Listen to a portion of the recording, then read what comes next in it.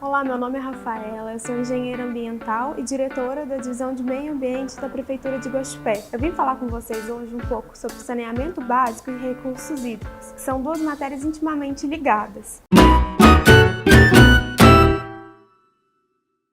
O que são recursos hídricos? Toda acumulação de água disponível para a humanidade, lagos, lagoas, rios, mares, entre outros. O Brasil é muito rico em recursos hídricos, principalmente em água doce, que é a água disponível para consumo humano, porém 70% de todos os recursos hídricos do Brasil está disponível na Amazônia, e a Amazônia contém apenas 5% da população nacional, ou seja, os outros 95% da população ela fica com apenas 30% dos recursos hídricos que é dividido no restante do espaço. E eu queria passar para vocês algumas disposições constitucionais sobre os recursos hídricos. Então nós temos a Política Nacional de Meio Ambiente, que traz os recursos hídricos como um recurso ambiental e estipula normas para esse recurso ambiental. Nós temos a Constituição Federal de 1988, que ela traz os recursos hídricos como bem público.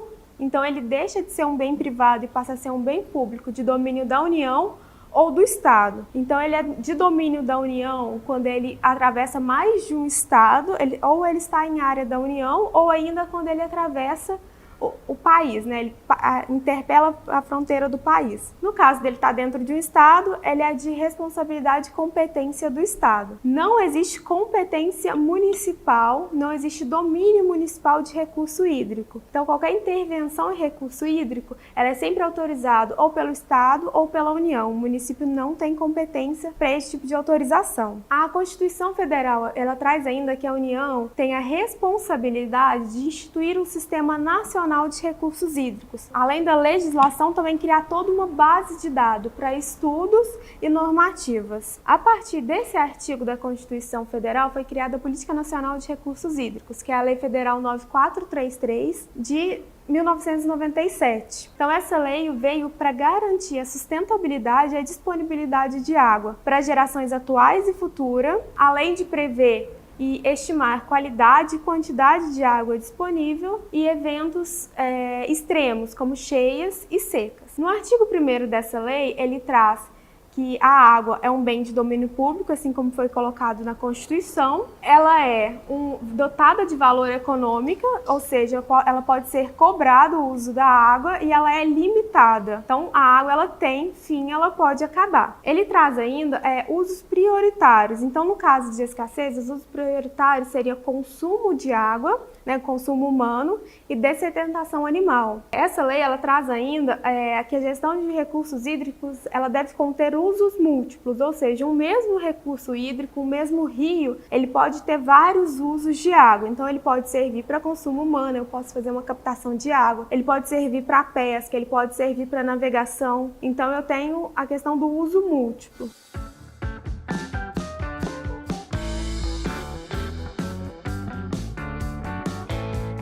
Além disso, ele diz ainda que a gestão ela deve ser descentralizada, participativa e integrada. Então, descentralizada e participativa significa que tem que participar da gestão o poder público, estadual, municipal e federal, a sociedade civil e os usuários. Quem é o usuário? É aquele que tem autorização para fazer o uso de água. Então, pensando aqui dentro de Guaxupé, a Copasa é um usuário, porque quem tem autorização para fazer a captação de água para abastecimento humano é a Copasa. Nós somos sociedade civil, nós recebemos a água da Copasa. Então, a Copasa seria o usuário, nós, sociedade civil e o poder público municipal, o ente público. Ainda, essa política ela traz vários instrumentos para facilitar toda a parte de legislação e uso de água. Então, quais são os instrumentos? Os planos de recursos hídricos, que são, digamos, planos diretores de recursos hídricos. Então, ele é feito por bacia hidrográfica, traz todo o diagnóstico atual do uso e da quantidade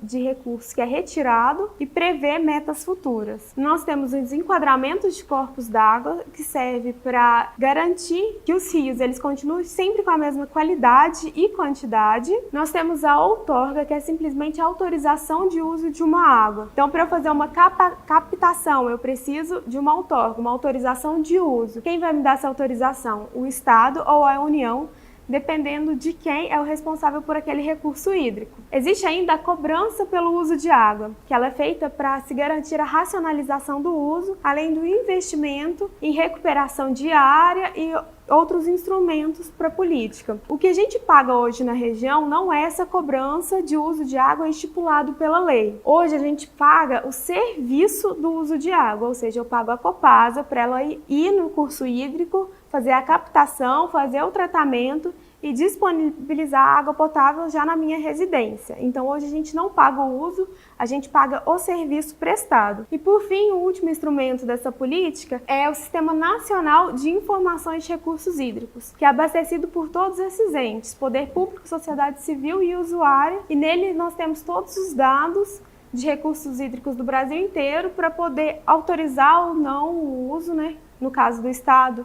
E a União utiliza esse sistema e nós utilizamos para informações. Agora vamos falar sobre saneamento. Segundo a Organização Mundial da Saúde, saneamento é um conjunto de medidas ambientais que visa prevenir doença e promover a saúde. Dentro das ações de saneamento, nós temos abastecimento de água, tratamento de esgoto, coleta de resíduos e drenagem. Esses 4 itens são chamados saneamento básico. Além deles, nós temos saneamento de alimentos, saneamento de habitações, controle de poluição e diversos outros itens que são tratados como saneamento. Segundo a ONU, o poder público ele é obrigado a dispor desses serviços para toda a população, porém ele pode cobrar por esses serviços. Hoje no Brasil, esses serviços são organizados da seguinte forma: 75% dos serviços de saneamento em geral, eles estão na mão de empresas estaduais. De empresas públicas, existem 70 empresas no Brasil hoje, cerca de 70 companhias, que têm a concessão desses serviços de saneamento. E 1.600 empresas públicas, empresas municipais, que são autarquias da sociedade mista, que fazem também esse tipo de serviço. Existe a Política Nacional de Saneamento, que é a Lei 11.445 de 2007, que ela é voltada para os serviços de saneamento básico. Como eu disse, abastecimento de água, esgoto, resíduos sólidos e drenagem. E agora a gente vai explicar um pouco o que é cada um desses 4 itens. Então, o abastecimento de água são as atividades, e toda a parte de infraestrutura que faz a captação da água, o tratamento, a reservação e a adução, ou seja, você capta a água no rio, faz o tratamento e leva até o domicílio. Então, esse é todo o sistema de abastecimento de água. No Brasil hoje, 93% dos domicílios urbanos são abastecidos por água potável. Já na área rural, esse valor é de 23% apenas. Existe uma projeção da Agência Nacional das Águas que a demanda de água até 2025 ela vai aumentar cerca de 27,5%. E 55% dos sistemas já existentes não vão conseguir atender essa demanda. Então precisa haver um investimento para a gente conseguir que em 2025 toda a demanda seja atendida. Segundo essa agência, esse valor de investimento seria hoje de 22 bilhões. O esgotamento sanitário, que é o segundo item do saneamento básico, ele é a coleta do esgoto, a condução, o tratamento e a disposição final. Ou seja, eu retiro todo o esgoto da casa da pessoa, encaminho para uma estação de tratamento e depois eu devolvo esse esgoto tratado ao meio ambiente. No Brasil, 52% da população não tem coleta de esgoto. O que isso significa? Que 52% da população não tem o esgoto retirado de casa pelo poder público. Então ela tem que fazer isso ou por meios próprios, ou então o esgoto fica ali a céu aberto. Segundo ainda a Agência Nacional de Água, como a gente vai ter uma demanda de 27,5% de abastecimento, quando eu aumento meu abastecimento, eu aumento a minha geração de esgoto para chegar no 100% em 2025, ou seja, esses 48% que falta hoje, mais essa demanda crescente, eu precisaria de um investimento de aproximadamente 48 bilhões na área de esgotamento sanitário. Os resíduos sólidos, que é o nosso terceiro item, ele é a coleta, transporte, tratamento e disposição final dos resíduos sólidos urbanos. O que são resíduos sólidos urbanos? São os resíduos domiciliares, comerciais, industriais, resíduos da atividade de construção civil, resíduos de varrição de logradouros. Todos esses são resíduos gerados dentro do ambiente urbano. Existe a Política Nacional de Resíduos Sólidos, que é a 12305 de 2010, que ela traz objetivos, instrumentos e atores chaves para a gestão de resíduos. Dentre os princípios que essa lei traz, ela traz poluidor pagador, ou seja, todo aquele que polui, todo aquele que gera um tipo de resíduo, ele tem que pagar por essa poluição, por essa geração. E entre os instrumentos e princípios existe a responsabilidade compartilhada, ou seja, todo mundo que trabalha na geração de um determinado resíduo, ele é responsável por esse resíduo. Então, se eu pensar que eu vou comer uma bolacha, então eu tenho 4 entes responsáveis pelo pacote da bolacha. Então, eu tenho a indústria, que foi quem gerou esse resíduo, né, quem fez a bolacha. Eu tenho o vendedor, né, o comerciante que vendeu a bolacha, eu tenho o consumidor que consumiu a bolacha e eu tenho o poder público, que é responsável por coletar, transportar e destinar esse tipo de resíduo. Cada um é responsável por uma etapa da gestão. No caso do consumidor, ele é responsável pela geração, uma vez que quando ele come a bolacha, ele gera a embalagem como resíduo, né? E ele é responsável pelo acondicionamento. E o que é acondicionamento? É eu juntar todo o meu resíduo domiciliar da forma correta, como a legislação preconiza, né? Como ela prevê, e colocar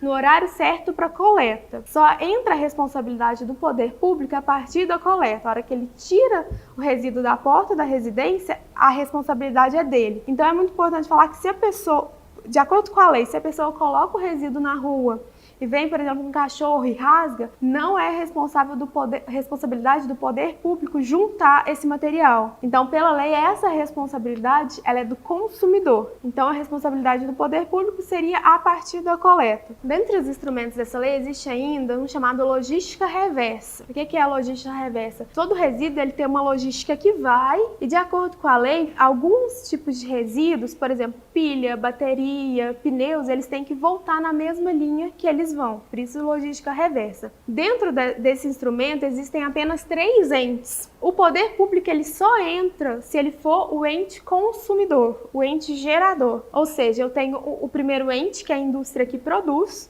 o meu segundo, que é o comerciante que comercializa o produto, e o meu terceiro, que é o consumidor, que vai gerar a embalagem, a pilha, a bateria, o que quer que seja. Esse sistema, pensando numa pilha, eu utilizo a pilha até o final da vida, eu preciso devolvê-la para o meu consumidor, para o meu comerciante, e o meu comerciante devolver para a empresa. A empresa, quem produziu, é que é responsável por dar o tratamento e a disposição final por esse resíduo. Então ela tem que ir e voltar sempre na mesma linha. Exemplo que mais dá certo no Brasil, que a gente tem hoje, é de agrotóxico. Isso já ocorre de maneira sistemática na indústria de agrotóxico. Nas demais, ainda está caminhando para que isso ocorra. Dentre dos autores chaves, além do poder público, as associações cooperativas de catadores, existem também os entes privados. Então, todo resíduo de mineração, de construção civil, resíduo industrial, de serviço de saúde e outros tipos de resíduo, ele é responsabilidade exclusiva de quem gera, quem transporta. Então, quem gerou, ele tem que contratar o transportador e ele tem que garantir a disposição final. Nesse também, o ente público, ele só entra quando é ele que gera o resíduo, quando é ele que faz a obra, quando é o poder público que lá na unidade de saúde gerou um certo resíduo de saúde. Então, para as unidades privadas, a responsabilidade ela é 100% privada. O quarto item do saneamento básico é a drenagem urbana, ou seja, é eu fazer o transporte da água de chuva. Então, ela tem a função de minimizar impactos. É eu pegar toda a água de chuva que cai na minha área urbana e levar sempre o mais longe possível, né? Sempre para córregos, rios, lagoas, e construir sistemas para minimizar problemas como enchente, inundação e vários outros problemas causados por esse tipo de serviço, esse tipo de infraestrutura. Bom, por hoje é isso e bons estudos!